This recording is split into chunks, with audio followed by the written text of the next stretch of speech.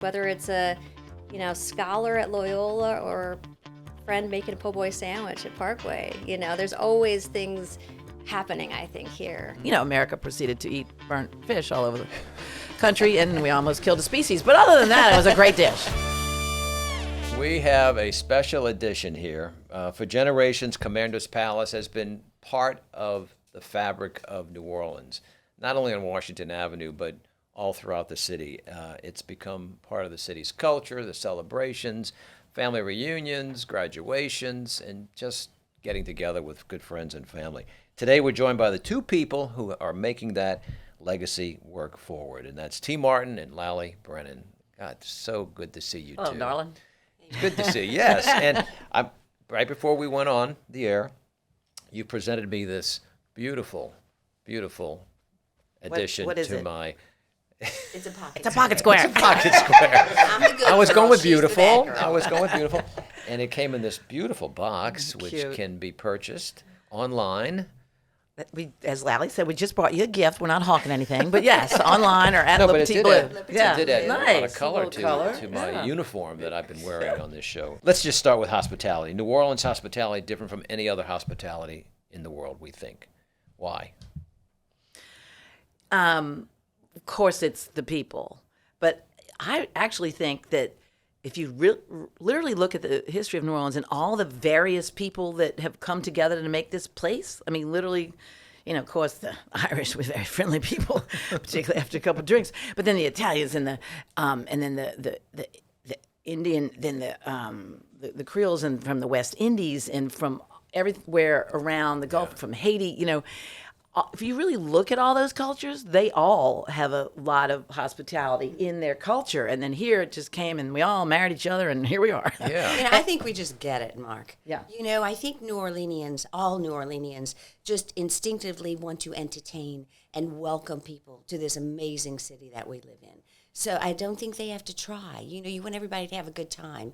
And you just start walking around and show them around the architecture, the music, the food, the history. It's very unique. Lally says when we're walking down the street in New York, we're going to get murdered sometimes because we're just telling everybody hello and we kiss people that we barely know. Anyway. But that's what happens in New Orleans. Yes. You don't see that in other major cities. you really I mean, don't. just the Right. friendliness. What did Miss Ella, your mom, teach you about that? I mean, service to the level that you've been able to provide at Commander's Palace. Well, if you ask most people in our industry, what business you're in, we're in the food business, particularly chefs that say that. But she's like, we're in the people business. And people are coming here and they want to be made to feel special. Mm-hmm. And so we do as many things as we can to make them feel at home and special and so they can relax and not feel intimidated. Yeah. We always taught treat people the way you want to be treated. Isn't that the easiest thing in the world to Right. do? We all know how we feel and how we would like to be treated. We like to talk about hospitality bubble. That when you walk in to dine with us and play with us and have a good time, that you're in this bubble and you float right in and you have all a good time and lots of fun and music and dancing and second lines and good food and interacting with people, and then you float back out. And our job is not to do anything to burst that bubble. Yeah, I mean, you've got it's a legendary restaurant. I mean, so much history, the building hate that. itself. Hate that. So how do you keep it from becoming a museum? We get people like you to quit saying that. Anyway, we love you. We can say whatever we want to him because he dated our cousin. Yes. Yeah. So Yes, it's like a yes. family And helped thing. us make a first cookbook. Yeah. We're Remember? family. Did. Mr. B's cookbook. Remember Yes. that night? Yes. Do you remember that night at Mom's house? Yes. Going around the dining room table, putting the pages together. We were the collators. Anyway, what was the question? It was about the legendary building. History. We hate talking about the history because we're more about what's going forward. present. You got to know your history to be able to go and create, which is what we're trying to do all the time. But we're not that interested in talking about it. Yeah. But we It's love there. our building, T. Yes. You said, Oh, it's the beautiful, yeah. Victorian Right, cuckoo. right. Yes, we do. That's been very special. Some of the history is funny. Her dad and my mom, they lived not far from Commanders when they were growing up. And when they would walk by, their mother, Nellie Valentine Brennan, said to them, "Don't you walk in front of that Commander's Palace."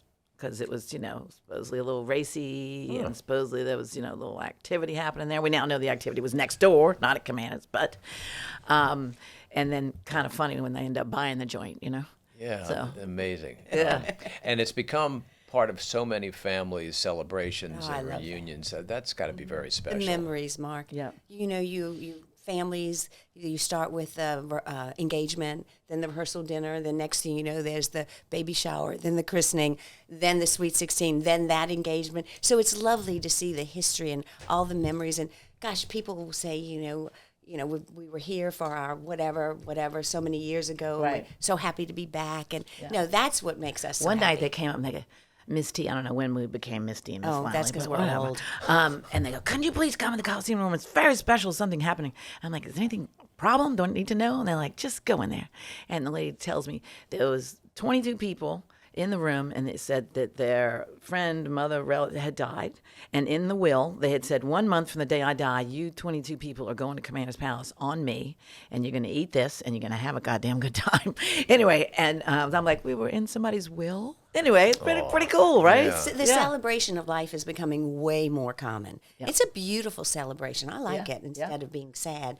Just be happy and Yeah. remember all the Yeah, good it's memories. a joyous place. Absolutely. Oh, Thank you. And Thank you. you can start with the Sunday brunches, but each and every day that you're there. A lady told me the other day, Disney, eat your heart out. This is my happiest place on earth. That's a For good me, one. it was You know what's particularly so interesting. cool? didn't know Just that. the other That's night, we came in, and the service staff, they were lined up. It was almost like something out of the Hello, Dolly movie. Yeah. People just greeting people coming in for whatever reason, a Right. convention goer. And people love that. One time, like 10 years ago, I got a complaint letter, and the person said, and so many people greeted me on the way in, and it was terrible. I'm like, okay, we're just not the place for you, ma'am. I don't know what to say, because we think that's pretty special feeling. Really. And speaking of so many people, you've had so many great chefs come through that kitchen. Yeah. Talk about that, how you've grown talent over Yeah. the years, starting with your mom. Yeah. Well, I think the first one you would say for sure is Paul. And Paul Prudhomme. Paul Prudhomme, and you may or may not know the story that she found him through her friend Terry Fletridge, which Really? is such a And Terry wonderful. Fletridge was with Channel 6 Yes. for so many years. And Mom was moaning and complaining, I need a chef. I'm looking for a chef. You know what? I got this guy. I'm doing cooking classes, but he's a chef and he's from Cajun country. Mom's like, well, I don't know, send him over. And he said, well, let me just work a few lunches and we'll just see. And then Mom tried to talk him into staying, which he wanted to do. And that was the beginning of that. So that literally is where Cajun and Creole crashed, was at 1403 Washington Avenue, with Mom pushing Creole and Paul pushing Cajun. And that's the beginning of that. And then, of course, they created together black and redfish and all that fun stuff. And, America proceeded to eat burnt fish all over the country, and we almost killed a species. But other than that, it was a great dish. Take us from Chef Paul. So then next was, Emerald. you have drinking buddies. Yeah. Yeah. Emerald Lagasse. I remember when Emerald, I think I had He looked her. like EJ looks now. Yeah, he does, exactly. Called down to Ella and said, okay, I've got somebody I want you to interview. And he was like, Ella said, 23, I'm not interviewing anybody who's 23 years old. And then they insisted. Yeah. Guy said, I'll pay for him to come. And so they, said, cook for us, and the rest is history. It was cute. They said when he walked in the kitchen with Mom and Uncle Dick, and Mom said, what do you think? And he goes, smells like my mama's kitchen. Now he's Portuguese. And they're Right. very similar ingredients and flavors. Amazing. And I think he sort of had him at that moment. Your mom always said that Emerald had it all. He had the number smart, the talent to cook and taste buds and everything. Manage Energy, the people, ambition. Yeah. And we learned that he's a musician, too. Yeah. We knew that. Yes, We've been dancing with So him. from Emerald, we go to, it's a Jamie Shannon. Jamie Shannon Jamie. was his protege and Mom's and our dear friend, and that was just wonderful. And Yeah. we all adored him. And he was very, very talented. And Left us the team too and, soon. and the customers, Sadly. yes. Sadly. He and I had just died. finished a Yeah, book, he and then we lost him to cancer. did. And then was was sad. Tori. And that was Tori a McPhail. good, wonderful, long run. Tori McPhail. Yes. A lot of good stuff. And y'all really made history bringing the first female executive chef. I guess, there's always been a lot of women around that joint. I If know, you haven't but noticed, think about that kitchen, and you walk through that kitchen, there's so much activity. Yeah. And to have command of the Commander's Palace Yeah. kitchen like she Yeah, does. that But little- it's a quiet kitchen. Yeah. It is. No And, yelling and the screaming. way it's laid out, was it always ladies laid and out that way? gentlemen. Well, it has expanded a bit, Mm-hmm. little this, little that you might not see. Yeah. But yeah, she's a little spitfire. She's completely in charge. Amazing I call her experience. mini but mighty. Yeah. Very good. She's talented. Oh, she's good. Amazing. She's good. Have you had her gumbo parfait yet? Have you had that yet? No, I have not had well, to then you go have to to come that. over. I know. I see how suspect you are. should I have. was too. I should have You've asked got you to bring that try product here. that. Influences. It wouldn't make it from there to here. Influences in your life. Let's talk about both of your moms.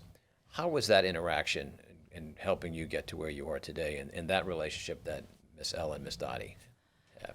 Right, and her mom, Claire, Dottie's her aunt too. Yeah, Dottie. But they were all close, and her mom was wonderful and a hell of a cook too. Yeah, but the women, Claire, Yeah, Dottie, there Ella, Adelaide, Ella, Dottie, yeah, and Lynn. I yeah, mean, all of them. We're very lucky. They were just a huge influence in my life, Yeah.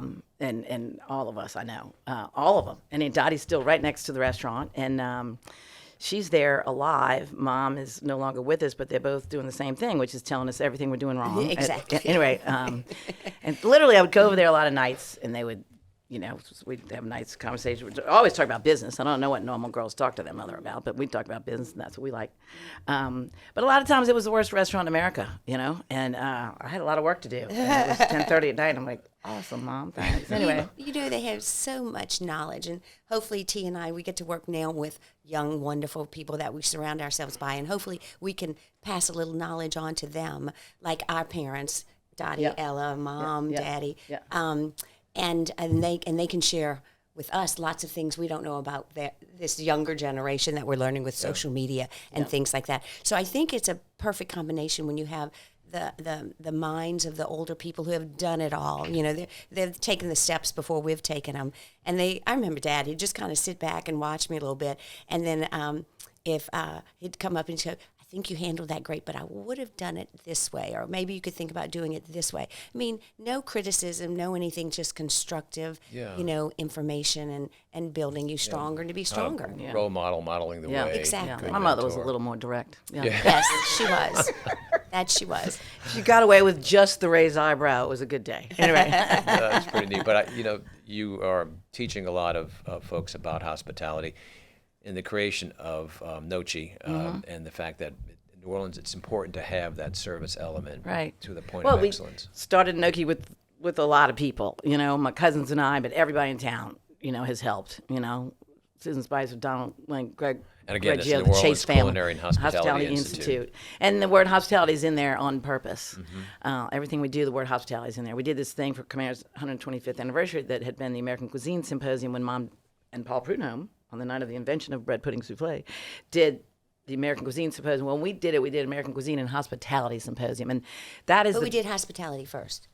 We did the hospitality and cuisine. cuisine. I think you're right. Yeah. But the point is, 'Cause it's we're important just to us. trying that it's our main mission in life is pushing that, and we think it's New Orleans' secret sauce, and we're trying to galvanize that. And Nochi, it's an accredited culinary school now, but we also teach hospitality. I mean, hear this: do you know that every Viking ship in America, that hospitality is taught by Nochi to those employees? We have law firms coming to us now. We do hotels. It's unbelievable. Mostly industry, but a lot of other things too. Yeah. So that's our drive is hospitality. Very good. And I'm I glad think with social media, and everybody talking to each other on phones, that it's that the hospitality has kind of gotten lost. Yep. I don't think people know. I don't know how to do it because they're not interacting like the three of us sitting here, just laughing Right. and talking and having a good having time. eye-to-eye contact. Eye to eye with, contact, another human exactly. being. Right. So who would have ever? Well, you thought know that at your restaurants. I mean, as they approach the table, from the very beginning to the very end of your meal, you're getting that interaction, and they see that because you're modeling the way, because y'all do it. We hope so. BOD. But if they could all just watch Brennan Lally on duty. Brennan, we'd all Brennan be. on duty, but now we have AOD, Ambassador on duty. Ambassador. It used to Ambassador be on like duty. 5 siblings. It's just Lally and I for 30 years. You know what I mean? So we And have everybody a little asks, are you royalty. going to be at the restaurant tonight? Yeah, Are you going to be at the yeah. restaurant You know, tonight? we like to say, if you can't be nice, stay home. That's right. Tea. Yeah. You might have to go be nice. No, Right. that is not a hard But thing for either one of To us. have Meg with us, Leela Lambert running the joint, and now our niece Lexi working with us. So Very good. every day I look in the mirror and say, T, don't mess that up. Let's talk about Restaurant Week New Orleans. Why is that so important for the New Orleans community for their dining? Well, purposes? that and culinary, Culinary to coming me up are, right around the corner as they, well. It's been an important thing that we've done for a long, long time. And the funny thing for Commanders is both of those sort of highlight value, like, oh, 2 courses, 3 courses for this much, but our normal prices are that already. So we're like, okay, whatever. People get excited, but it does help highlight that. We get really into it. We get really into it. And try to do great menus because it's for our locals. I've been in situations where people like it's sort of an afterthought and, I have to hurry up and do that menu and send it to somebody for something. But we don't. I mean, locals are so important. And every local should be able to experience all the dining restaurants in this town and be able to talk about them. Yeah. And because word of mouth is the best marketing, advertising that you could possibly have. So if your locals can't enjoy the product that our city serves up, that doesn't make sense. Yeah. So that's why these two. We hold tables for locals. Yes. I'm just saying that out loud. If it's not available online, call, and we usually have some tables held. So, I don't know where I'm going to dinner next Tuesday. I don't know where I'm going. So I better be able to call and say, hey, can I get in? And the opportunity that people have to really, you said, Lally, experience all of the dining around the city of New Orleans, really around the region, is great. And culinary coming up, Kim Priez with New Orleans and Company has done great work with that, and Good you'll stuff. soon be hearing a lot about that as well. You've seen the city go through hurricanes, recessions, COVID, tourism shifts, changing dining habits. What keeps y'all excited about the future? I mean, we're going to always have stuff like that, but what gives you the enthusiasm for the future? I think about New Orleans like a family member. And I think other people that live in other cities don't always think that way. That's just where they live. But I think a lot of us think about the city like a family member. You really love them. You could kill them sometimes, but you really love them and you'd do anything for them. Mm-hmm. And I think that's how we think about New Orleans. And it's important to us to be something that New Orleans is proud of. And so much of what we do, including Noki, are literally proud to call it home campaign that I helped in the 90s with my buddies, Tara and Karen. Young Leadership Council, right? right? Yeah, but I mean, the whole point is that we've got to keep pushing this city forward. And that's what keeps me going, is that and working with the young people. Mm-hmm. And New Orleans is so unique. I mean, if you were dropped from a helicopter into New Orleans blindfolded, I think you would know you were in New Orleans. If you were blindfolded, and I'm not going to say a city because I don't want to get myself in trouble, but a city other than New Orleans, not quite as unique as our town, I don't think you'd know where you were. When you take a bite of food, music, the architecture, just the smells, So can you imagine not having New Orleans, Louisiana? Mm-hmm. It's just so magical. And I talk to so many people. Because I do. I love to talk and meet people and learn about them. And I'm telling you, they fall in love with New Orleans within the first 24 hours. And they're like, is it always like this? Is everybody so nice? Is everything so good? Is everything so New Orleans? And so, I mean, that makes you feel good. Yeah. So when you feel good about your town, like you said, I love what you just said about family. Mm-hmm. How can you not want to be the best you can be and keep pushing it forward? I think the most important job we all have is to bring joy to other people. Mm-hmm. And I think y'all do that all the time. All right. Can you, maybe you can't mention names, but maybe you can, give us some of the craziest things that you've seen at the restaurant or experienced, or, if there's a name you want to drop, somebody. Got one on the tip of your tongue? Well, Paul McCartney. First name basis. I have his cell phone number, y'all. All right. Excellent. I never seen my cousin so excited. Do not get starstruck. So how did that happen?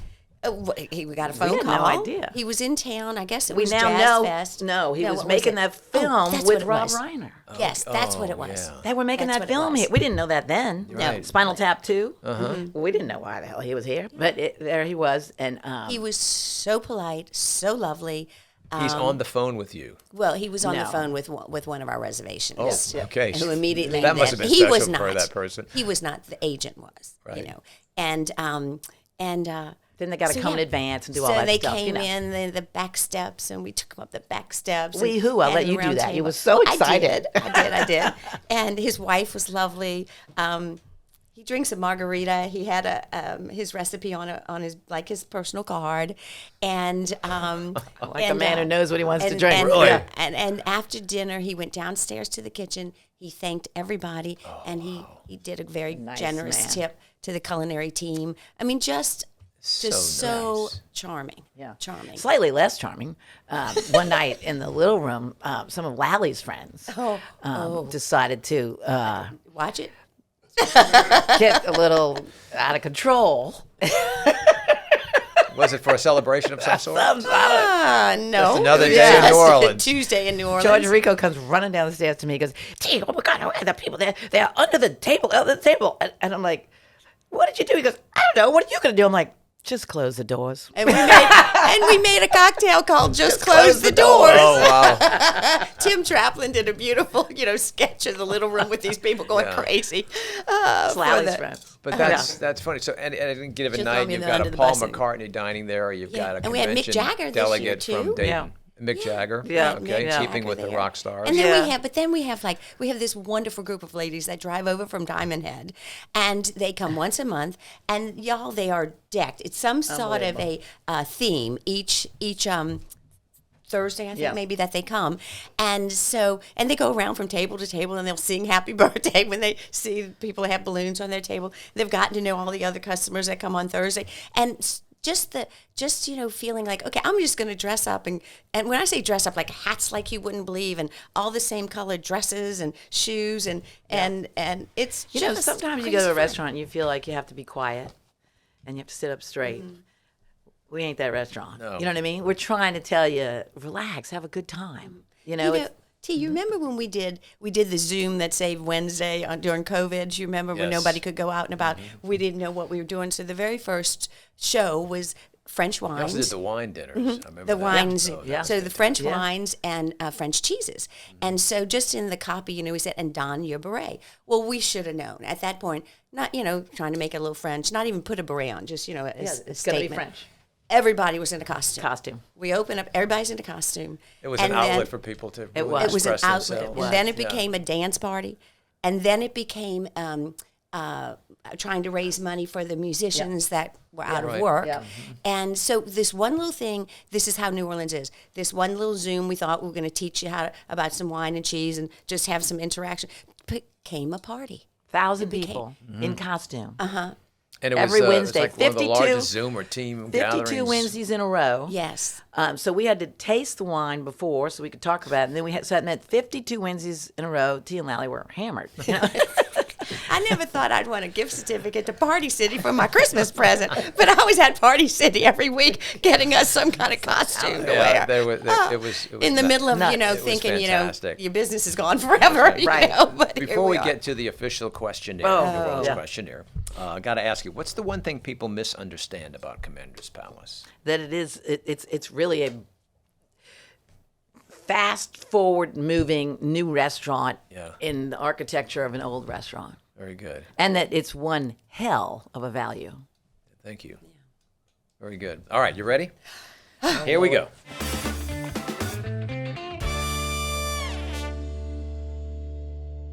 All right. This is the official New Orleans Questionnaire.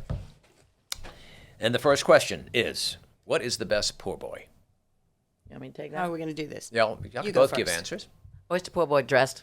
Parans. The poor boy, what's on the poor boy? Everything. Everything. Everything. You like to go the fried shrimp route or No, oyster poor boy. oyster poor boy? Oyster poor Okay. boy dressed. Everything on it. Parans. I like parans because I can get a half a poor boy and a little cup of red beans and rice because I'm totally New Orleans. Very good. So not the foot long. You got the the about little- the 6-inch yeah, little no. petite size. I'm Lally? the shrimp, the fried shrimp. fried But I shrimp. like to go to the Napoleon House because I love being in the French Quarter. So I get my little, and get the atmosphere and all the people walking Ralph around Brennan's dressed done with great work with everything, that, all of that. I Now love that the history that is a historic behind. museum restaurant. Is Yes. Right. Yes. Yeah. So you sit there. Do you get a Pim's cup with it? Maybe. Depends upon what I'm doing afterwards. All right. You have an opportunity to see one New Orleans musical artist, dead or alive, in concert. Who would it be, and where would you see that person? Well, I think we both have the same answer. Yeah. I'd say Louis Armstrong, and I'd want to be on one of the corners of Bourbon Street, somewhere just right down there. Not Very a big good. concert hall, just nice. I could and- see Louis and Ella together. That'd be it. Yeah. We have friends who Ella named Fitzgerald. their King Charles Spaniels. One's Louis and one's Oh, Ella. Yeah. For a moment, I thought Ella Brennan. You would. No. She can't sing. Couldn't sing. No. Anyway. Okay. What is your favorite New Orleans smell? And Confederate jasmine. I think when you're walking up to Commander's in the afternoon, you can already smell the bread pudding, but then there's a little magnolia coming from out in the neighborhood. All right. What's your least favorite smell? Oh, hey. I hate to say it, but the French Quarter in July. I think it smells good now. You're not down there as much anymore. They're keeping it lemony fresh down All right. there. Thank you. Do you have a? I try to not think about that. Okay, yeah. good. Mardi Gras or Jazz Fest? Mardi Gras. I'm both. I live over there. I ride in parades. I'm sorry. All right. So it's a tie for I'm you, all in. right? Okay. I'm all in. All right. If you had to build a Saints Mount Rushmore, who would be on that Mount Saints? Rushmore? Saints, New Orleans Saints Mount Rushmore. Oh, put What a faces would saint be on the there. Saints? Culinary? The Saints of the New Orleans Saints. Oh, you want Saints? I'd Saints. say Drew Saints. Brees. All right, Well, you well, you can do 4 Oh, or more. Oh, well, Gail, Gail Drew. Benson, Drew Brees, Colston. Colston, Marcus Colston. Colston. and oh wait. While you're thinking, Davy Witzel. Davy Yeah. Witzel, you Davy whoa. Witzel. Wow, you Sorry, went way he was back. good. Wait, T, who got that long kick in the very beginning? I was at Tom at Tulane Dempsey. Stadium. Tom Tom Dempsey. Dempsey. You were there. I was in the You know, in the so Tulane many people Stadium. said they were there. They They do. really weren't They're there. full of I I was there. in the parking lot. You were- Daddy had made us leave, could and we hear heard the the roll. noise. I was in the parking I lot. saw And it. you stayed. Yes. I'll remember that. But wait, no. Okay, I forget. I'll think of it probably too late. But What's that? another player I wanted to put Okay. up there. If you- One of the older players. You can come back. Okay. Chicken or seafood gumbo? Seafood. Seafood. All right. What is your favorite New Orleans movie or TV series? Your Honor, I think captured New Orleans better than anybody ever did, and Bryan Cranston was amazing. Fantastic. I agree with T, but I'm not going to say that. I'm going to say NCIS New Orleans, because I'd sit there with Aunt Ella without the sound on, and we'd watch all the sights of New Orleans, all the different parts of New Orleans, because at the time, she really wasn't getting out as much. And so that's- we'd just sit there and watch New Orleans. Yeah, they did a great job. with And they that. wanted to come do an episode at Commanders, and they told me that somebody was going to be murdered right in front, and I said, well, okay, no. That's right. It was a great show, but someone always got. So, and I murdered. said, but you're very nice, and we're glad you're here, so come have lunch. So we did, and during lunch, he goes, what if they're in like an FBI car and it blows up? I'm like, that's fine, come on. Right in front of the cemetery. Just a So normal we day. changed the plot of the Just show. a normal day. Yeah, wow. Neutral ground or sidewalk side? Sidewalk. Sidewalk. All right. It's where the family is. What's your earliest memory of visiting the French Quarter? Okay, she had never heard this when I said this recently. I am walking through the French Quarter, a little bitty girl holding my mother's hand, and somebody goes, hi, Ella, which, happened nonstop. And she goes, hi, Tennessee. And I said, because this guy was on the Lucy and Ricky show all the time, I said, Mom, is that Tennessee Ernie Ford? And she said, no, T, it's not. It was Tennessee Williams. Wow. Wow. I mean, I can't top that. Don't even try. Tennessee Ernie. I do remember him being on the Lucy show. Tennessee Ernie Ford, right? I was into it, yeah. Lally? Oh, mine. I mean, as a little child, eating beignets with my grandparents. Nice. Yeah, early Cafe morning. Du Monde or Morning Call. Yeah. Yeah. Either wow. one. All right. Dead or alive, who is the one person you'd like to take to lunch, and where would you take them for lunch in New Orleans? You go first. Okay, well, I changed my mind. I would take the Bronte sisters, and I would take Joan. What's her name? Jane Austen, and I would take Catherine. What's her name? And who wrote Rebecca? So my favorite books of all time were Rebecca and Wuthering Heights and Jane Eyre and Pride and Prejudice. Wow. And I'd get those ladies together, and then, that was all like in the 1800s, and to think that those books are still relevant today. I'd love to meet with them. And Where are you going? well, I would do it in the patio at Commanders. that'd be nice. That's what I would do. In the outside spring or on the fall. patio. Yeah, Yeah. that's what I would Very do. nice. Oh, she's so literary on me there. Anyway, I would go to Peristyle when Annie Kearney was running it. And I would take my buddy Doreen, the greatest clarinet player ever, and my friend. Ketchums, Yeah, yes. Doreen Ketchums. I think you introduced us to I think so. Doreen. She's amazing, isn't she? Fabulous talent. Yeah. Unbelievable. Fantastic. And a dear person. Very good. All right. What is your favorite New Orleans song? Either a song by a New Orleans artist or a song about New Orleans. Do you know what it means to miss New Orleans? Yeah, what a That's my wonderful favorite. world. Okay. And what a wonderful world. Yeah. Yeah. What's the one New Orleans food item you can't live without? Oysters. Oysters. Oysters everywhere you want to What give they them say to me. about them oysters. I'd say gumbos. Exactly. I think they're the perfect food to entertain with. You know, you just put a big pot out. You know, you got a big salad, Yeah. some great French bread, and some dessert. You know, I mean, I just love it. Do you do potato salad with that? Sometimes. We remember Sobu, we did the potato salad and the Yes. gumbo. Yeah, love that. Loved Depends it. where my So that's Cajun versus what part Creole. of the state my friends are coming over for dinner. Yeah. Lafayette for sure. All right, so you've been out of town for a month. You're flying back into the airport. Thank you very much for the work that you've done at the airport and the aviation board. T. You hop into an Uber and you decide, I need a drink. Where are you going to go get that drink, and what are you having? Lally, you want to go first? Okay.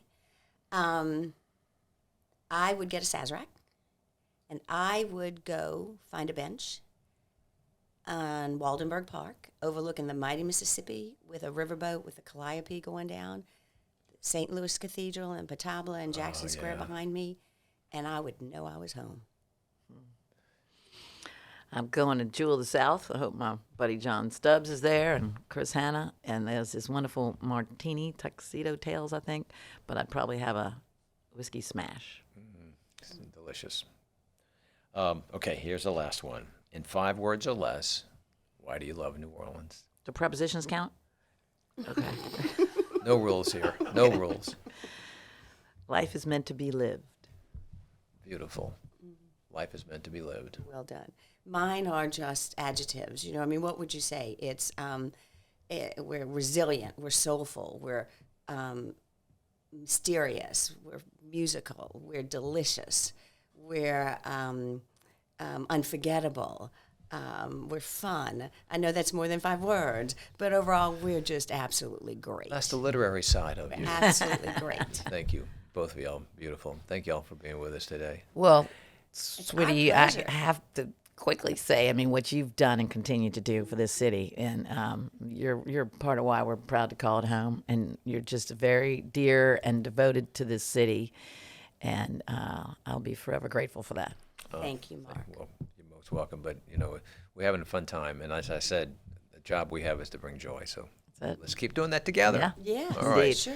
Ladies and gentlemen, Lally and T, it's been a great conversation, and thank y'all for just keeping that spirit alive over at Commander's Palace, and for your entire family for what y'all have done for the city and continue to do. We're not going anywhere. Yeah, I know. I'll see you on Washington Avenue soon. Okay. Y'all take care. Thanks, Thank darling. you very much. Thanks, Mark.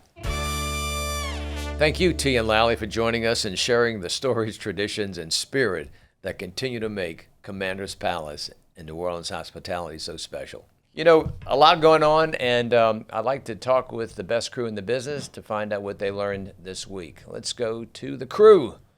Sail 250 this past weekend. I was there for the fireworks show on the riverfront on Saturday night. Yeah, That was beautiful. absolutely stunning. Yeah, we absolutely actually stunning. we had a spot. It was right by where the Natchez docks, and you get on. There's an American flag right there, and the moon was like right in the distance, and you had the fireworks perfectly framed right in the middle of them. It was quite a sight. Great salute to our birthday 250th. Pooch, what you got? I learned a few things in the past week or so, but I definitely learned that blood is thicker than water, and I will stand on that. But I also learned that traveling by yourself for 1,700 miles is the best therapy.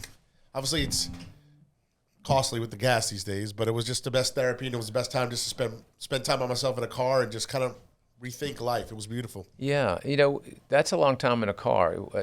Are you listening to tunes or? Podcasts. The Mark Romig Show, actually, over and over and over. No, seriously, you must have really just enjoyed the beauty of the highway and Yeah, it was just scenery. It was from New Orleans to Alpharetta, Georgia, Alpharetta to Savannah, then Savannah to Jacksonville and back. Obviously, didn't do it all, but I spent a day in each. That's in beautiful. Each place. Spent a couple more days in Alpharetta, but it was absolutely beautiful. That's great, terrific. Larry, Hey. how you doing? Good. How's the newest dad?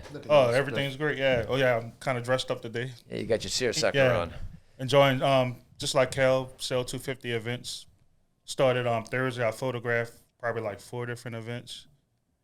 Got to see the ships. I'm a new West Banker, so it was like a short ferry ride over to the ships. Beautiful. Yeah. Yeah. You know, Sail 250 New Orleans would not have happened without so many sponsors. And, you know, I'm thankful to the Port of New Orleans and Company, State of Louisiana, the City of New Orleans, and there must have been 4 or 5 dozen companies and individuals that stepped up because to bring 12 ships in costs some money.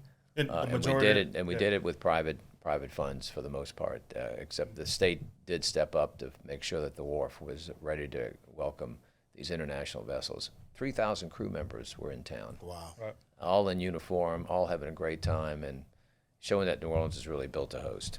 Yeah. So, And the majority of the people I met on the ferry lunch, most of them were from out of town too. So that's great. a lot of people drove in just to see And them. the weather turned out so beautiful. Really nice.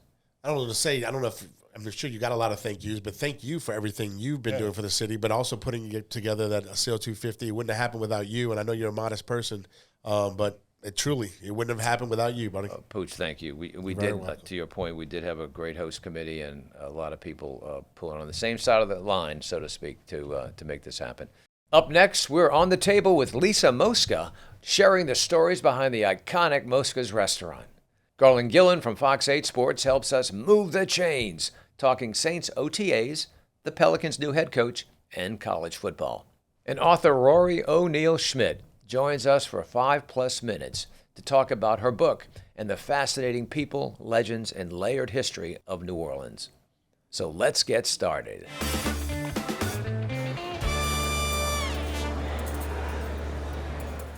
All right, ladies and gentlemen, it's now time for On the Table, sponsored by Blue Runner Foods.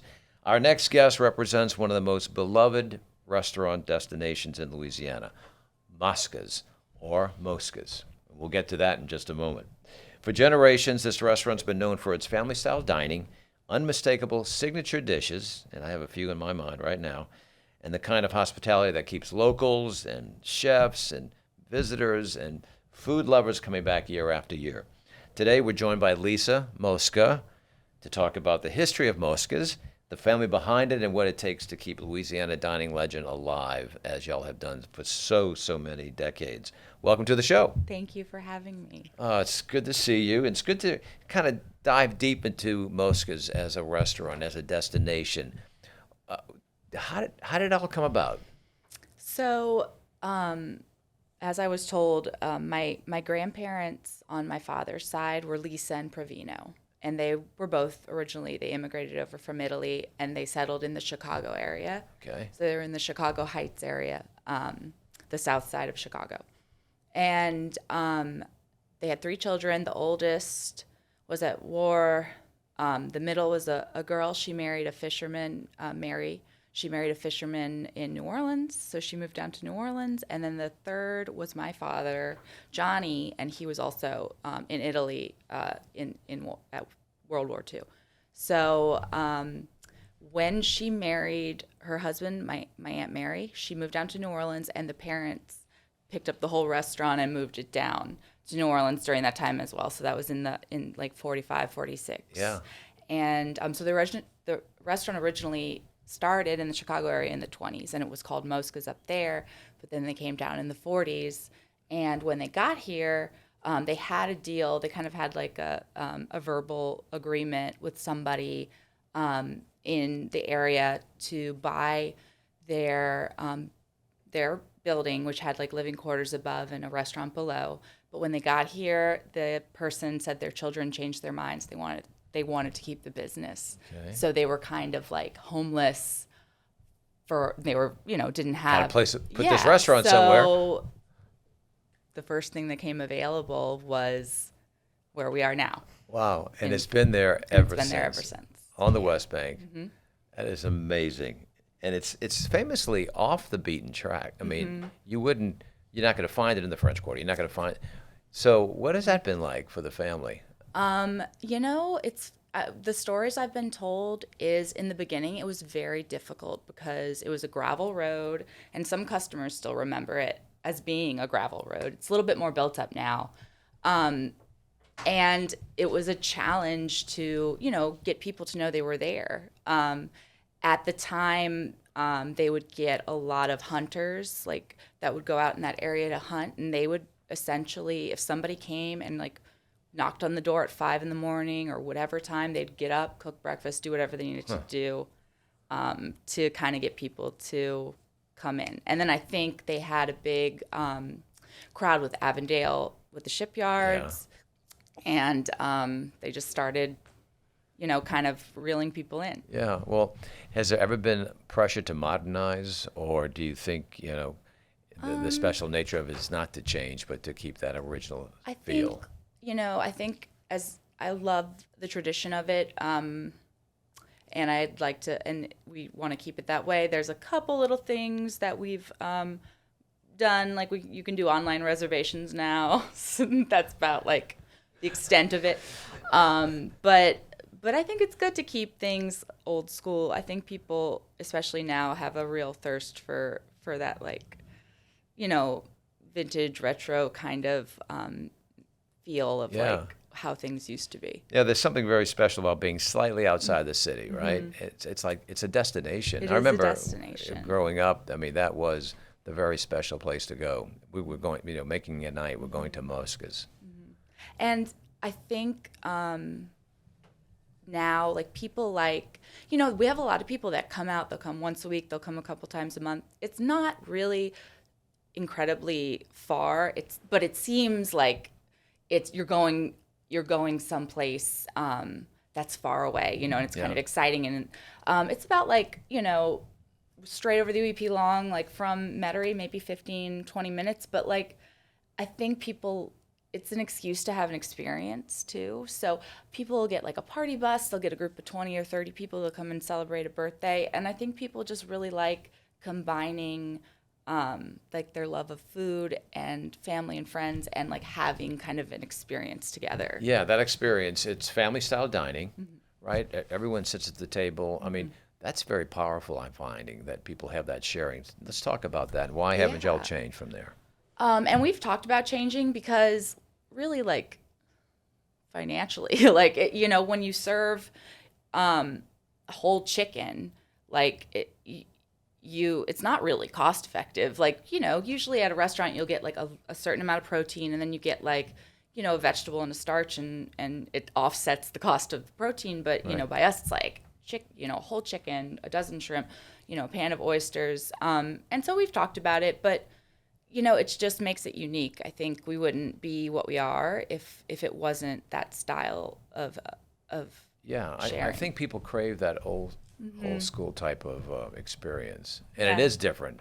It's not only a destination. We're going a bit to reach the restaurant, but it's that tradition dining. If you think about like how you eat at home with your family, like for Christmas or Thanksgiving, it's essentially like that. Like you put everything on the table, everybody kind of takes what they want. All right, so say a visitor's for the first time coming to Mosca's, what should they be ordering? So, a lot of people say you should only go in a large group, which I think you get the ideal experience with like a group of 6 or 8. You could go with 2 or 4, and we can do like smaller portions of things, and you could still share. But I would say like definitely share so that you could try everything. Some people are resistant to that, they want their own, and I get it. But definitely share. I usually try to guide people when I order for them, and like get an oyster, get a shrimp, get a chicken, get a pasta, get some meatballs, like share everything. You know, that's the way to do it.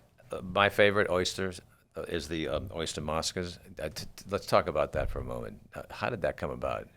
My is that grandfather, like your grandfather? Provino, I figured that he had something to do with that. Yeah, he did that, and I am forbidden from sharing the recipe. So like I would not probably make it out of here alive. All right. If I did. All right. But it's delicious. He developed that, and it's just been the same ever since. Is it the same process for the shrimp Mosca? No, the shrimp's different. The shrimp is a dozen. They're like 16, 20 size shrimp.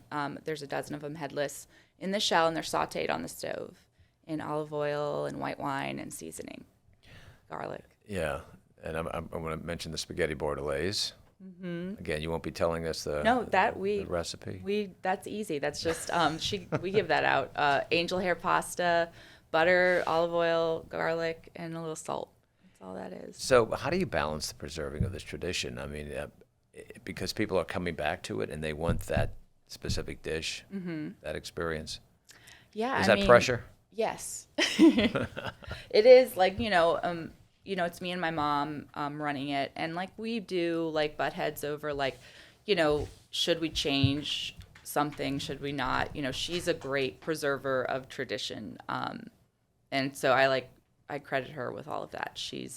Things were done this way and it works. If it works, keep it how it is. If it's not broke, don't fix it. While trying to adapt in the ways that we need to. Yeah. So, growing up in the business, what are the lessons that you've learned? Growing up there, I had a very happy childhood. It was a really, I think, honestly, like a child growing up in a restaurant, like, is such a gift to be. And I feel thankful that my children are there with me all the time because you meet so many different people from all different walks of life, and you see just like different types of work and like, struggle and like food and family and just like, it's a great experience. So I'm very thankful for that. And I'm thankful for the freedom that it allowed, like my parents to always be with me, or if like my kids are sick, I could go get them, or it just allows you flexibility. It was a great upbringing. And I think, as I turned into a teenager, I was like, I will never do this ever. Like, this is not what I want to do. Then you get like, why can't I do this? Or why can't we do this? So no, my parents were like, we have to be open. Like, we have to be at work. You can't go to this thing on Saturday. You can't go to this thing. Well, we can't. And it was a lot of resentment. I was like, oh no, I'll never do that. And then here I am. So it's kind of like, funny how like it's a love-hate relationship, but it's something I very much cherish. But generations of families and all sorts of locals and visitors who have come in and out of the city make that part of their memories. I mean, that's got to be a great gift to all of you. It is, and I always am thankful for when people share that with me. Just saying, like, my grandfather took me here, my father took me here. I've been coming here since I was little, and I bring my kids or my grandchildren, and seeing generations of families is very inspiring and wonderful, and it keeps us going. Do folks approach you and say, I'd like to open a franchise of People Mosca's? have, yes. I said, absolutely not. No. Absolutely People have approached not. my mom, and when my father was alive, but it was never. My dad was very like, this is what I'm doing. I'm going to keep doing it the same way. I'm not, wasn't interested in like doing something else. He just did what he knew. All right. Got to ask you, what's your favorite restaurant outside of Mosca's? My favorite restaurant, there's so many. I'm just consistently, I would say, like, what I always go back to is Clancy's. I just love Clancy's. Yeah. For a special occasion, like, just, it's like your quintessential kind of like deep neighborhood New Orleans restaurant, white tablecloth restaurant. I love it. You almost could say the same thing about Mosca's. I mean, tradition, family, you recognize the service personnel, very consistent. Yeah, character, a lot of character. Very much so. You got a favorite dish in New Orleans? Like a favorite specific dish or a favorite New Orleans dish? Well, let's do both. Okay. My favorite New Orleans dish is crawfish etouffee. Anything crawfish, really. Okay. My favorite New Orleans specific dish, that's hard. I guess obviously the lobster risotto at Clancy's is one of my favorite dishes for sure. And man, like, you can sure make a man hungry right now. Yeah, that's hard. You know what I love, and it's not like it's not really from a restaurant, but Jazz Fest, soft shell crab po' boy, and the crawfish strudel are two. Yeah. I wait all year for that. Beautiful. What's your favorite hidden gem in or around New Orleans? Like, where do you like to escape to? If I'm going for a drink, I've said it before, but I'll say it again. Snake and Jake's, I love it. If I'm going For brunch, I love Alma. It's so good. And for, what else? Flower Moon Bagels is great for lunch. You know, for where I always take my kids on the weekends, I don't know if a lot of people know about this, but the Batcher Oh, yeah. on, I think it's like on Right Walnut about- Street. right. Yeah, and they have all the food trucks. They have like a little petting zoo, and I just love that place. And they I feel experience the river. It's Like beautiful. we've done with Sail 250, you know, the fact that people were able to come down to the river and see aspects of something that they have not spent much time around. What's the one thing every visitor should do when they're coming to the city? I think the one thing every visitor should do is just try to experience music as much as they can while they're in New Orleans. I was thinking about it, and I think that, you know, just really you could go to all corners of the city and find like just wonderful music experiences that I don't think you can really find many other places. Like, you know, you have Maple Leaf, you have Tipitina's, you have Frenchman Street, all of Frenchman Street, really. You just have these places where you, and even like not even going to a place, just walking down the street, you can run into like music. And I think music is such a big part of New Orleans. And I think it's like your job as a visitor to really try to experience that. Beautiful. What should every first-time guest know before coming to Mosca's? We're cash only still. Okay. Good to know that. Yes. And they should order family style. Order family style. All right, and I got to ask you, because I grew up and we were going to Mosca's. The family refers it as Mosca's. The family says Mosca's. What's the difference there? Well, the change? Mosca in both Italian and Spanish means like mosquito or fly. So that's the pronunciation of the word. But in New Orleans, everyone says Mosca's, which Mosca's, that's darling. fine with me. As long as they're coming, Just come right? on down. That's beautiful. Lisa, thank you so much for joining us. Mosca's is such a special reminder that some restaurants are more than just a building. They're filled with memories and delicious food and wonderful people like you and your mother and your kids and all the ones that have come before you. So thank you for keeping that tradition alive. Thank you. It's just a great destination. So more and more people should come and bring cash. And bring cash. Bring cash. We appreciate you sharing the history. Move the chains. Our next guest is Garland Gillen from Fox 8 Sports. Garland joins us to talk Saints off-season storylines. Plenty of those. What to watch heading into training camp, the Pelicans' next chapter, and the state of sports really across New Orleans and the state of Louisiana. Garland, welcome to the show. Beautiful. Even though it's June, there's so much to talk about in sports. People are like, oh, this is your off time, right? No, it never ends. The Saints got OTAs, they got mini camp, Pelicans, free agency, the draft, LSU's got recruits coming in, they got summer workouts. It never ends. Yeah. It never ends. Well, let's start with the Saints. OTAs just happened over the last weekend. What did you see? What did you hear? What are you thinking? Well, it was good to just see Tyler Shuck back out there. You know, this is his team now. You know, last year he was trying to figure things out, like, you know, the drills and the play calling and everything. Now this is his team. He can focus on getting to know his teammates better. He's got a new one, a big target in Jordan Tyson, the first round draft pick. That's going to be a big target. He's got a new tight end and Noah Fant, left guard and David Edwards, which that's the key. People get more excited about Jordan Tyson. The left guard, you need somebody to block, and that offensive line is now one of the better ones in the NFL. We'll see when it comes to the fall.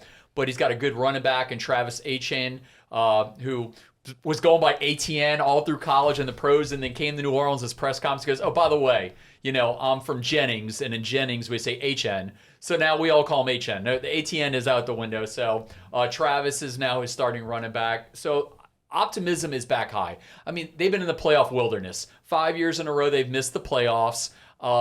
You're sooner or later you hope it's going to stop. I mean, the last time they missed the playoffs 5 years in a row was 2001 to 2005. I mean, we're talking the Jim Haslett years, a long period ago. So you feel like there's optimism they get it done.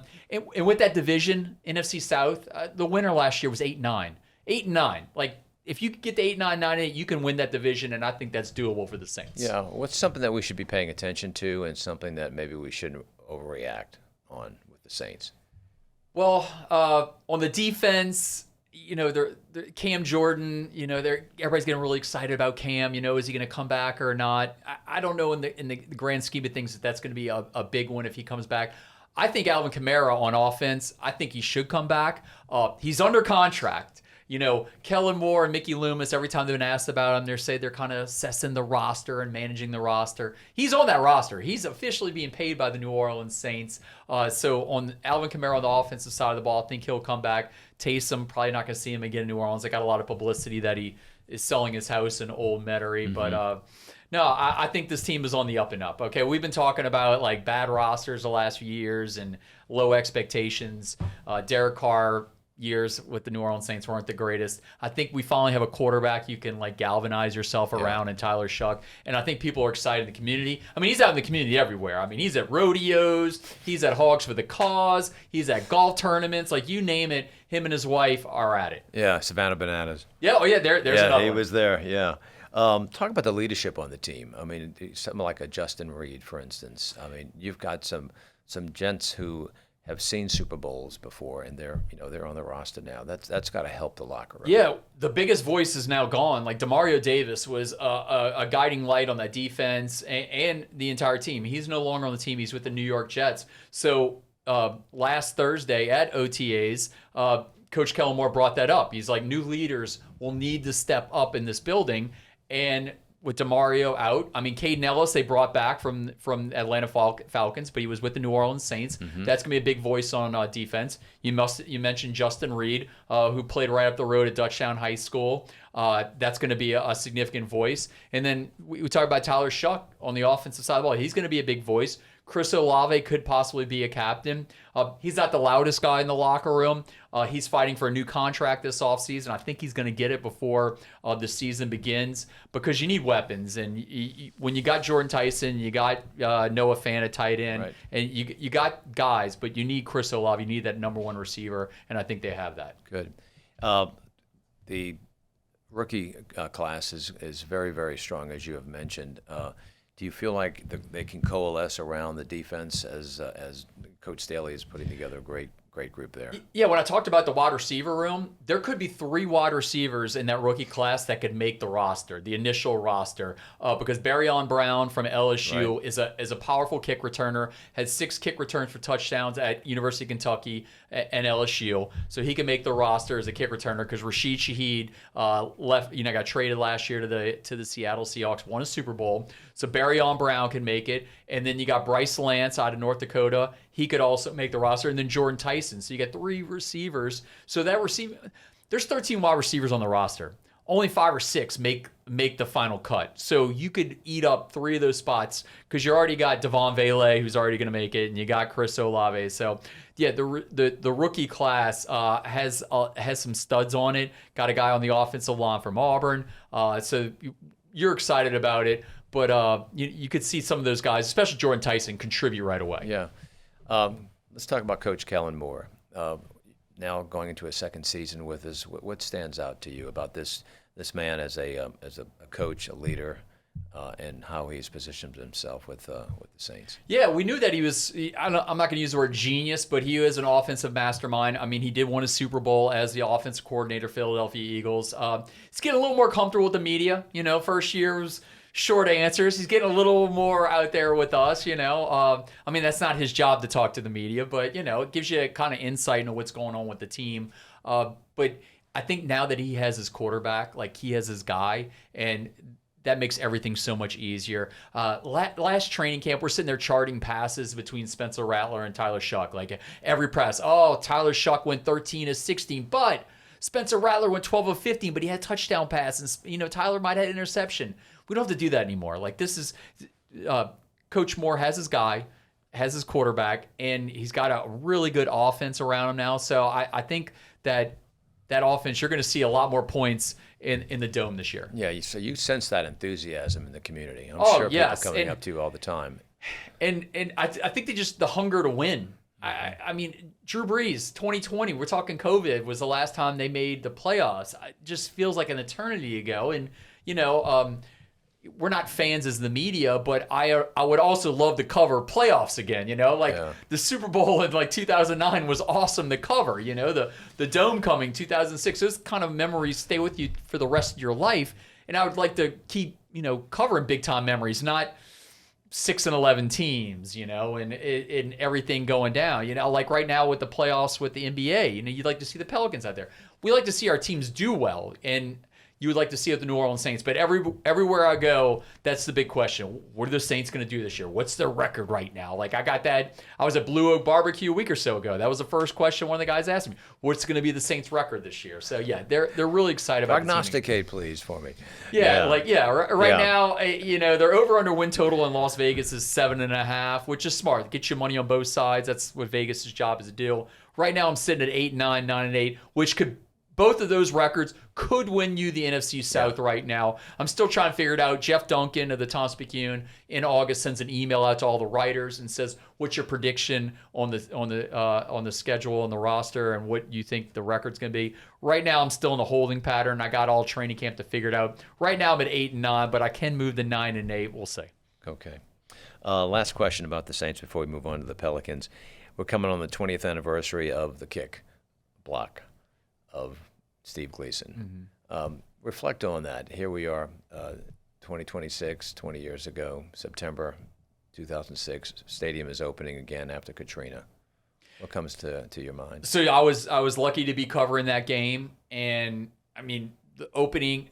You got Green Day and playing a song I never heard in my entire life. With Saints Are Coming. I mean, they just get you like chill bumps just thinking about that moment, And Deloach slam dunking the ball over the goalpost, and Steve Gleason. I mean, immortalized outside the stadium with a statue. I still see Steve Gleason all the time. His son plays at Jesuit. He plays a lot of sports. So whenever I'm covering, because obviously I cover the Saints and Pelicans, but at Fox State we're covering high school sports, we're covering college. So I see Gleason out in the community. He's still out everywhere. I even saw him at French Quarter Fest. So he's getting out and about. That kind of like ignited the New Orleans Saints to make the playoffs that year, and we didn't expect anything. I mean, the year before they go 3-13. Jim Haslett's out as head coach. Sean Payton comes in. He's got Drew Brees, who's coming off a surgery. What is he going to be? Reggie Bush at running back, and kind of just got everybody fired up again. So that I feel like that's the moment that kind of brought New Orleans Saints to where we are today, where they're a Super Bowl champion. Yeah. All right, let's go to the Pelicans. New chapter, new head coach. Let's talk about it. Yeah, Jamahl Mosley is now the head coach of the New Orleans Pelicans. Had some success with the Orlando Magic. Did get knocked out in the first round in Game 7, and just like swooped right in. Like Joe Dumars said in his introductory press conference last Tuesday for Mosley, he sent a text, "Hey, should we talk?" And that was right after they lost. They got knocked out of the playoffs. So Dumars always had Jamahl Mosley on his mind. It's been we talk about playoff droughts with the Saints, missing it 5 years in a row. The Pelicans have made the playoffs in the last few years, but they've only made it twice in the last 8 years. And they got swept by the Thunder, and they lost to the Phoenix Suns in 6 games. So, Jamahl Mosley says they're on the cusp of getting back to like their winning ways, but also said he wants to take it step by step. That's another team I'd just love to see get back to winning. When the Pelicans are winning, They pack that place, okay? Like the Smoothie King Center gets fired up. The fans go. They just love winners. Like, people are like, "Oh, it's not an NBA town." No, we're a winning town. Like when you win, people will show up, okay? Yeah. Tulane had no fans for a long period of time in the Dome for football. You go there now, Ullman Stadium is rocking because they're a winner right now. And people just love to be around winners. And I think if the Pelicans do that again, he's a defensive guy, so he's going to play ferocious on defense. The Orlando Magic are known for defense. And last year, under Willie Green, they were not, I know in a short period last year, he was out pretty quickly, but in the past, they were not known to play defensive ball. That's what Jamahl Mosley kept preaching. Defense, defense, defense. Joe Dumars is a guy I think is going to wheel and deal. So that roster you see right now will not be the same one when they suit up come October. Okay. Coach makes a big difference, right? I mean, you've got these major players. How does the coach pull these personalities together? What's going to make this coach different than previous coaches? Yeah, last year with Zion Williamson, you thought he was starting to turn things around, but Jamahl Mosley said he's just touching the surface. like with Zion Williamson. Now, we'll say this. They have two good building blocks in rookies and Jeremiah Fears and Derek Queen, who were drafted last year, both second All-NBA rookie team. I just think that they might need to just hear a new message in the building. Sometimes it's just somebody different. Willie Green was a great person. I saw him a month ago. He's still running around New Orleans. His son goes to school down here, so he's been around. But sometimes it's just a new message that come out from the coach. I think they just need to be aggressive in free agency, aggressive with the trades, and just get a winner back. And I will say this, DeJounte Murray was one of the guys that kind of ignited him on the back end of the season. He was out most of last year, so you need health. And Zion was healthy most of the season. So if you get good health and you get some good players on the roster, then things can change quickly. Okay, let's go to college. All right. LSU, Tulane. What are you excited about? Well, obviously Lane Kiffin, the circus, has come to town. People are asking me what the record's going to be, and I have no idea just yet. But I know it's a circus. I mean, Vanity Fair doesn't usually interview college football coaches. They're coming down here. They're interviewing Lane Kiffin. The next day, he has to go back out and kind of do a rebuttal on some things in another interview. Then the head coach, the previous head coach, gets trashed by another interview later in the week. It's just. And then Coach O. Yeah, and then Coach O comes. I don't know what the record's going to be. But every single week, it's going to be right now, LSU is the center of the college football universe. Even though Indiana won the national championship, everybody's talking about LSU. Everybody's talking about Lane Kiffin. They're opening against Clemson. It's going to be College Game Day, week 1. They're coming down here. It's going to be in prime time. Ole Miss in week 3 when Lane goes back to Oxford. That's in prime time. That's going to be possibly another College Game Day. Everybody, the world is revolving around Lane Kiffin. He knows it and he enjoys it. And they have a roster that right now they spent over $40 million on that roster. They have some of the best players in college football. So, Lane kind of pumps the brakes this spring where he was like, it's going to be a build-up process. No one wants to hear that. Everybody wants to expect championships. The guys that put that money in, the $40 million to pay for that roster, they want to see winning right now. Yeah, 10 years ago, we would have never heard you say they spent $40 million on a roster. That's the new world. Sam Levitt, the quarterback from Arizona State, in name, image, and likeness, NIL, is making about $5 million. The starting left tackle, Jordan Seaton, out of Colorado, he's making about $4 million this year. Just the way it's going to be. High school kids, they're already getting paid by LSU through NIL. It's just, Harlan Berry, who played at St. Martin's in Metairie, he's making over $1 million right now in NIL. It's just the way of the world now. They make money. We should have another segment with you to talk about just the whole NIL issue and what is it doing to college football and high school at this point, as you said. It's big business. Right now, there's a wide receiver at Brother Martin. His name's Easton Royal. Yes. He's committed to the University of Texas, but LSU's recruiting him, and he's pitting the teams against each other. He's at LSU and he's pumping it up, but he's getting the Texas people all riled up also because he's committed there.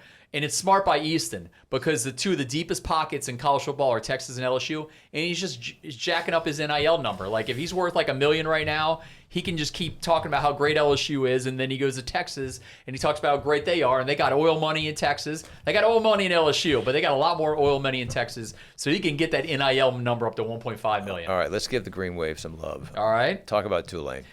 So last year they went 10-2 in the regular season, made the college football playoff. Really tough showing against Ole Miss, but Ole Miss with Trinidad Chambliss at quarterback was one of the best teams in college football last year. This upcoming year, it's just they're gonna probably take a step back. 10-2 is a generational team. Over under win total right now is 7.5 games. But I will say this: in the American Conference, it's not a strong football conference, but they got to figure out who their quarterback is. And Caden Samanza is in that mix. He didn't play one down last year. And that's concerning to me. Last year, Jake Retzloff and Brendan Sullivan got all the snaps last year. Caden Samanza sat on the bench. The year before, he was a starter at Ball State, which had a losing record, but he didn't play last year. And then you got Zion Chris Grimion, who did not start last year at the University of Houston, and now he's coming to Tulane. So now you got two guys that didn't start last year. Zion Chris Grimion had a few snaps, but it was in mop-up duty. So I'm kind of worried there. They're really strong at running back in other spots, but the quarterback situation is a little dicey right now. They also have a walk-on that came from John Curtis that I covered in high school, Dagan Bruno. He's in the mix also. So it's like, once they figure that out, we'll see. They're underdogs on the road at Duke in week 1. Wow. You've been covering sports for a long time. What's the best part about covering sports in this area? Well, obviously covering the Saints and what it brings, and on the national and world stage with the New Orleans Saints is something to see. I also really enjoy covering high school sports, especially football, because I get to say I saw them when they were this. Like, I got to interview Odell Beckham Jr. when he was a nervous sophomore at Newman. No tats on his arms. His hair was one color. Like, he was just a really shy kid. And then he comes to LSU, and I see him after his freshman year. He's got 20 tattoos on his arms. He's got blonde, like bleach blonde hair. Like, you get to see these kids when they're raw, like, and they're nervous to be on camera, And, Justin Jefferson was a very quiet kid when I interviewed him at Destrehan. Now he's got grills in his teeth, he's making hundreds of millions of dollars. So it's really cool to see these guys before they become big, like Arch Manning. I covered him since he's the first guy I ever covered in middle school when he was at Newman, and now he's like exploding at Texas, and he'll possibly be the number 1 pick in the NFL draft next year. So that's kind of rewarding to see these kids when they're in ninth grade. But I love it all. I love covering every sport, from high school, college, and pro. And it just keeps on going. Like right now, we're in the summertime. LSU's got some summer workouts, and the Saints are doing their thing. But high school's also doing 7-on-7 football summer, so I'll get into all that. That's great. Well, Garland, it's great to be with you. Thank you for coming in to give your perspective on the Saints and the Pelicans, Tulane, LSU, and if you can come back, we can talk more about getting into the high school athletics, because there's a lot of great teams out there that are going to be performing once again. Oh yeah. Appreciate it. You got everything it. that you're doing.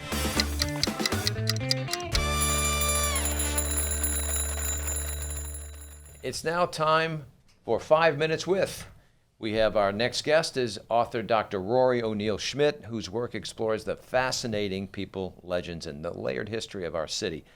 Today we'll talk about Michele di Pontalba, the Baroness, the woman behind one of the French Quarter's most iconic landmarks, along with the history, the mystery, and culture that continue to shape the stories of the day.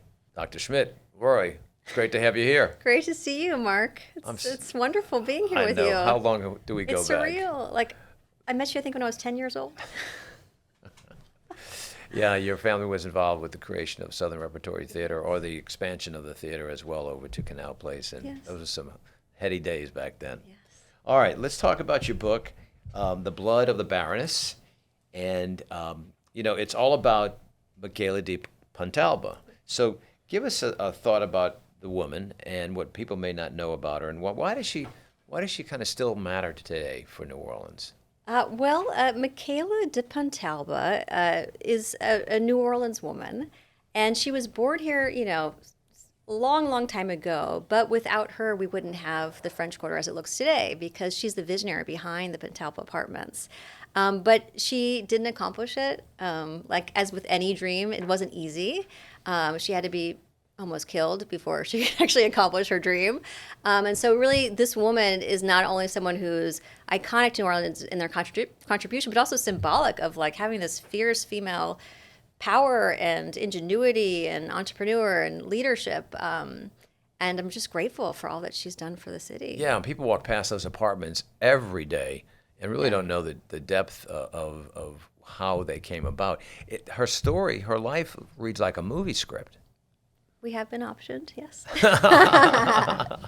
Tell us, give a little bit more brief. You mentioned she had to almost be killed to continue her vision. What happened? Yeah, so she basically she's the daughter of a Spanish man named Andres Almonester, who was a council member, and then a French woman. And basically, when she was 15, her mother married her off to her cousin. And because she was so wealthy, her mom thought that if I married to the family, my family will never betray us, right? Our family will protect us. But instead, this family, she had to move to France, and she was kind of a prisoner in the family home in the chateau because they wanted to really wrangle all her wealth. back then, when the wife enters the family, and the French family, they give all of their possessions, their wealth, their property to their husband and the husband's family. And the husband's father was the Baron, and he wanted all of her money, and she said no. And because she was born in Louisiana and in New Orleans, as a female, she actually had the right to retain her property and her wealth. And she fought her entire life. And thankfully, the Louisiana courts supported her in the 1800s to keep it. Yeah. You know, when you were researching her life, was there a moment when you thought, I can't believe this actually happened? Yes, there definitely was. I think it was probably I visited the chateau twice, and I actually got to walk into the murder room. Do you want to hear about that? Tell us that story. I mean, you I got me perplexed as to the potential almost killing. I felt like I was on a true killer, like detective podcast or something, because, I'd read about this room where her father-in-law has gone mad. He's locked her in the room. He's walked to it's like this servant's quarters guest house with 2 dueling pistols. And he's there to finally just kill her. He's had enough of her. And basically, I wanted to look at what I've read in her letter, what I've read in the books. Dr. Christina Vela is amazing with Intimate Enemies. And just kind of compare and walk it through. And I'm sort of, growing up in the theater, dramatic. And being in a space is so much different than just reading about it. So I asked, Michaela's great-great-grandson to kind of play the role of the Baron and really walk me through the room. Like, how would he have blocked the door? If there's windows in the corner, could she have jumped out? She would have died. And really kind of play, like, what is that like to have been that trapped? And because she refused to give in, she was basically punished and shamed for decades. Yeah. Was she injured at all while she was? Yes. So he took out the gun to shoot her. And I just love her defiance because, like, what person just puts their hands up to the gun and, like, says no? He shot off 2 of her fingers. And so for the rest of her life, she's wearing these gloves with fake finger inserts to cover it up. And then he shot her several times in the chest and left her for dead, just bleeding out. Somehow she survived with whatever kind of medicine they had in France there. And maybe it was an act of God, maybe there's supernatural behind the meaning that she actually got to continue on. But she was nearly dead. So she left France, comes back to Louisiana. She does, yeah. In the 1830s, she has this vision to build these Pentalba apartments framing Jackson Square because her father he was a great philanthropist. He had purchased all the property around it, but when she visited in the 1830s, she wasn't really pleased with what the state of the city was when she left it. So she wanted to create beauty like in France and England and these other places she visited. And then she was able to come back in the 1850s and complete it, but it took a long time to get that vision done. Again, another reason I think it's so important for you to be here today to describe this, not only for visitors, but for citizens like me who, we don't know that background, how that came about. She lived in a time when women had very little power, and yet she became one of the most important figures in New Orleans architecture, as you have said, and real estate as well. How did she manage to claim that kind of influence? Was it her sheer will and determination? Yeah, I think so. I mean, I think that, sometimes we dream that we're going to leave something that's bigger than ourselves. And I think because her father died when she was very young, she really wanted to have an impact on the city. Like, he paid to renovate St. Louis Cathedral twice after fires, and the Cabildo, and build the Presbytery. And I think she wanted to leave her mark on the world. And then in Paris, too, she built the Hotel de Pontalba, which is the seat of the American Embassy. So even though she wasn't necessarily formally trained in architecture, she was incredibly brilliant, and she knew how to understand plans, direct a team. There's some reports that she was climbing the ladders at Jackson Square in pantaloons, telling workers and people what to do and what they're doing right and wrong. And she had that aiming for excellence always. Wow. And she just wasn't going to let anyone stop her. I'm like, yes, that's amazing. And how long did she live? She lived until like her 70s. So she died a little bit after the Prussian War in Paris in 1872 or 73. Very good. Yeah. You've also written about New Orleans voodoo. Yes. Very different. Yeah, very different. Yeah. But again, it shows the depth of your research and what you've done this, and as well as along with your mother, Yes. Rory. voodoo is one of the most misunderstood parts of the culture of our community and our region. What do people get wrong most about voodoo? Yes. Well, I was studying voodoo because my dad, he had this chicken foot hanging in his car, like rearview window, and I was like, "What is this?" He said, "I got that from Sally Ann Glassman, the voodoo priestess, my friend." He said, "Did you know you could be Catholic and voodoo?" I said, "I did not know that, that you can actually, subscribe to more than one belief system." And so he introduced me to what voodoo was, and writing the book and participating in different ceremonies and having interviews, I really got to learn the beauty. And I would say the biggest part of it is beauty and goodness. Respect for the ancestors is paramount. It's a monotheistic religion. They have lots of spirits, and each ritual is kind of it's devoted to that spirit. And it's very different, like growing up, going to Dominican high school, where I think your sister was when I was there, and going to Holy Name. Everything in Catholicism is formal, pristine churches, white marble, at St. Ignatius at the chapel yesterday. It's beautiful and it's routine. And in voodoo ceremonies, it's so free. You're dancing, you're lighting fireworks and sparklers, and it's very joyful too. But it comes from hundreds of years of history. Yeah. You've also written about the haunted spots of the city of New Orleans. Let's talk Yes. about your haunted guide to New Orleans. Yeah, so that book came out just 7 months ago. The Haunted Guide to New Orleans. I'm interested in supernatural and spiritual, and I'm interested in ghosts because I think my house on Carrollton was haunted. The one that you grew up in? Yeah. So I started this book and researching history and stories, but people like this morning someone told me another story about a haunting. So I'm sure one or two people in this room have probably had some kind of supernatural experience. And once you kind of open the invitation, there's just all this information. And I think that maybe New Orleans attracts spirits. I think if I was a ghost, I might want to come here one day too. What can people find in your book about the haunted guide? The Haunted Guide, well, I guess my mom and I have written 4 books together. We try to organize by neighborhood. So if you're if you're curious about cemeteries, here's what you might want to see. If you're curious about, the French Quarter, here's where you might want to go. But I think what they'll learn is a big part of our history in New Orleans is oral history and storytelling. And there's always meaning behind people's experience, whether it's a, scholar at Loyola or friend making a po' boy sandwich at Parkway.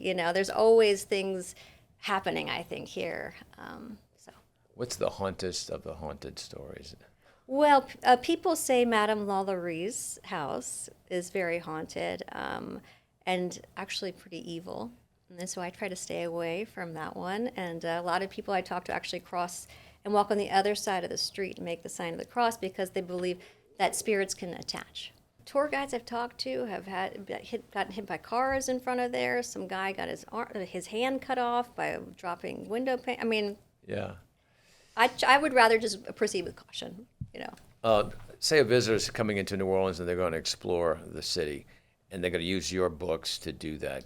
Take us through the areas of the city that they should experience.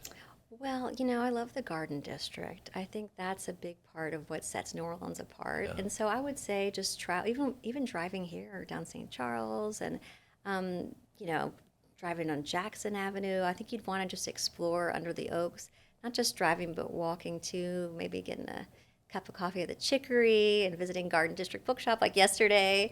And I would just say explore the different neighborhoods and try to eat the food and speak to people.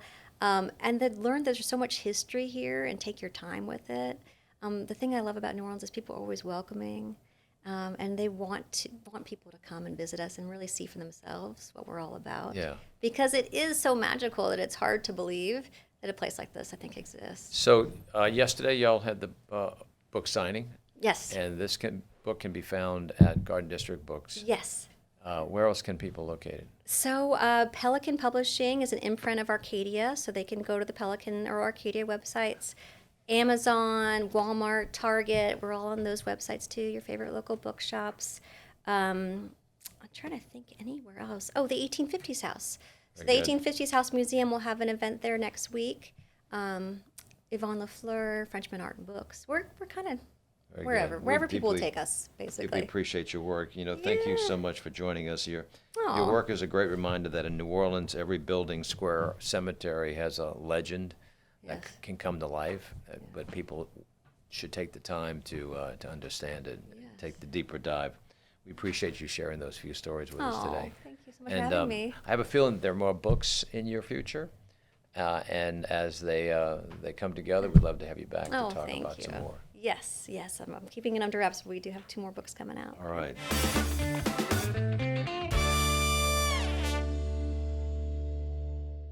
We're going to go to April Dupre to speak about what's happening with This Week in New Orleans. April, what's happening? Thanks so much, Mark. Here's where to eat, drink, and play this week in New Orleans. If you're sad about crawfish season starting to wind down, first of all, we understand. Second, Deanie's Seafood still has you covered. Whether you're hitting the French Quarter or Bucktown location, there's still time to get your fix. And if you're ready to move on to the next great Louisiana food obsession, the French Market Krewe Tomato Festival returns this Saturday and Sunday. This year's food lineup is stacked. Paula's Taste of Soul has sweet tomato egg rolls, Lily's Cajun Kitchen is doing Creole tomato jambalaya bowls, and Lil Nolan's Creole and Cajun Cuisine has a Creole catfish court bouillon with grits that sound very hard to walk past. Holy Crepes is keeping things a little lighter with a Creole tomato salad crepe that is still very much New Orleans. There's also Italian ice and Bloody Marys popping up all over, and many more Creole tomato dishes than you thought were possible. The fest also features live music, dance lessons, and a tomato eating contest, Black Masking Indians, Second Lines, and Amanda Shaw taking the stage Saturday afternoon. Start this week with a coffee. For a matcha latte, head to Fourth Wall. Smooth, bright, and just enough energy to keep you going. If an iced vanilla latte is more your speed, French truck coffee is the move. It's classic, reliable, and exactly what you want when the heat sets in. For a quick espresso shot, stop by Cherry Espresso Bar. Small cup, big wake-up call. Cold brew people, make your way to the Orange Couch. Strong, smooth, and built for a slow walk through the Meridian. And if you're in a cappuccino mood, grab one from CC's Coffee House in the French Quarter, then take your time along Royal Street while checking out galleries, street music, and shopping. June also means Pride Month in New Orleans, and there's a lot happening across the city. New Orleans Black Pride Weekend runs Thursday through Sunday with events, parties, community gatherings, and celebrations throughout the weekend. There's also the LGBT LOL Queer Comedy Festival bringing a full week of shows and events to town. And for our theater folks, Spamalot takes over the Sanger Theater Tuesday through Sunday. It's the best kind of ridiculous based on Monty Python and the Holy Grail, which should tell you everything you need to know. For more information on where to eat, drink, and play this week, visit neworleans.com. Back to you, Mark. Thank you, April. We've got some great things happening in New Orleans, as usual, as we kick off the summer. We always like to figure out what we learned from each segment, and to do that, I'm going to go to the best crew in the business to ask them what they learned from today's show. I kind of already knew this, but it just reassured it for me that just the contribution that the Brennan's family, Ti and Lally represent them so well. I mean, they're the best PR agents for that family, but then again, everyone in that whole family is. But the contribution that they gave to our culinary culture, and they still invest in making sure that our culinary culture is going to be here for hopefully hundreds of years to come. So, I mean, it's infinite, but obviously for the next years to come, they're there nurturing and investing in the young culinary students, and really I'm just proud to even be from the city, knowing that they're doing their thing. Very well said. Larry? I learned from Garland that things are looking up in the sports scene. New Orleans, like all of our sports teams are like, the trajectory is high for all of them. And like he said, the circus is coming to town with LSU and all the excitement coming out of that campus. Vanity Fair interviewing the coach. Yeah. And I learned Paul McCartney carries his own recipe for his drink, which is very interesting. And I hope to be sitting somewhere in Commander's Palace when someone like a Paul McCartney comes in again. Very, very interesting. Well, that's great. Well, thank you all for sharing those memories from today's show. And now for something positively New Orleans.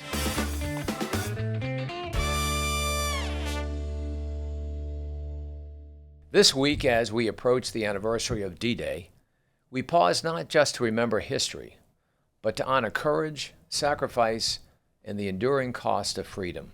On June 6, 1944, thousands of Allied troops stormed the beaches of Normandy in one of the most pivotal moments in modern history. Many never made it off those shores. They gave their lives so that future generations might live in a world defined by liberty rather than tyranny. We owe them more than just remembrance. We owe them reflection. We owe them a commitment worthy of their sacrifice. That is why places like the National World War II Museum, spread over 7 acres in New Orleans' Warehouse District, matter so deeply. This is not just a museum. It is a living tribute. A place where stories are preserved, where history is made real, and where the bravery of the greatest generation continues to inspire new generations. The museum was originally intended to honor and remember D-Day by telling the story of Andrew Higgins and his design of the shallow water workboats, which were adapted to meet military specifications to be landing craft used to carry troops to the open beaches of Normandy. This museum has been rated one of the top 10 in the world by TripAdvisor. We are especially grateful for the vision and leadership of Dr. Nick Mueller, whose dedication helped build this institution in one of the finest museums in the nation, and for the continued stewardship of its current president and CEO, ensuring that this mission endures and grows. We also remember the late Dr. Stephen Ambrose, whose passion for history and deep belief in the power of storytelling helped bring this museum to life. His vision alongside Dr. Mueller's created a place where the lessons of World War II will never be forgotten. Today, as we reflect on the heroes of D-Day and all those who served during World War II, let us carry forward their legacy, not just in words, but in action. Let us honor them by preserving their stories, by supporting those who serve today, and by standing firm in the defense of the freedoms they fought so hard to secure. And may we never forget the role that our city and Andrew Higgins played. That's positively New Orleans.